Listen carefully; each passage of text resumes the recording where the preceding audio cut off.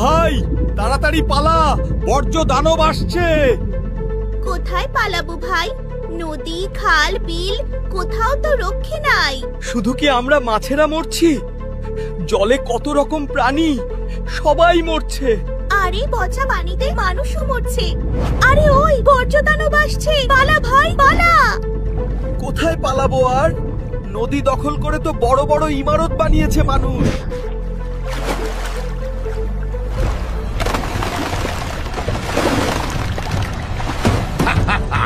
এখন নদী, খাল, বিল আমাদের দখলে। প্লাস্টিক আর শিল্প বর্জ্যে আমরা আরো বড় দানব হয়ে উঠব। ঠিক বলেছিস, এদেশে ভালো বর্জ্য ব্যবস্থাপনা নেই, বর্জ্যগুলো সরাসরি নদী, খাল, বিলে পড়ছে। আমি চাই এবার নির্বাচনে এমন দল ক্ষমতায় আসুক যারা নদী দখল করবে, আমাদের রিসাইকেল করবে না।